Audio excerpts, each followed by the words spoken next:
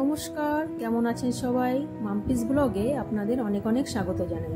আজ আপনাদের সাথে শেয়ার করব একটা নতুন রেসিপি, মটর ডালের বড়া, ঝিঙে আর আলু দিয়ে একটা নিরামিষ সবজি, যা গরম ভাতের সাথে দুর্দান্ত লাগে খেতে। তো এখানে আমি মটর ডাল ভিজিয়ে রেখেছি 2 থেকে 3 ঘন্টা। এবার ওর মধ্যে আদা আর লঙ্কা দিয়ে আমি পেস্ট করে নিলাম। এবার বড়াগুলো এক এক করে সব ভেজে নেব। তো বড়াগুলো অবশ্যই একটু বড় বড় করে ভাজতে হবে। তো যারা নতুন রান্না শিখছেন তাদের জন্য খুব গুরুত্বপূর্ণ ভিডিও, তো পুরো ভিডিওটা অবশ্যই দেখবেন। আর আমার রান্না ভালো লাগলে অবশ্যই চ্যানেলকে সাবস্ক্রাইব করে দেবেন। এখানে আমার সব এক এক করে বড়াগুলো ভাজা হয়ে গেল। আমি এদিকে ঝিঙে কেটে রেখেছি আর আলুও কেটে রেখেছি।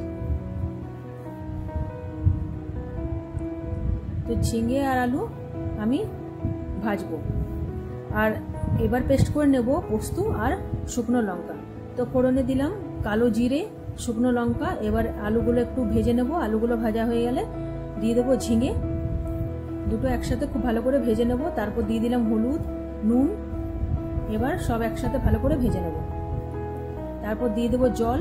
এবার আমি চাপা দিয়ে একটু সেদ্ধ করে নেব। আর একটা দিয়ে দিলাম তেজপাতা আর কয়েকটা কাঁচা লঙ্কা।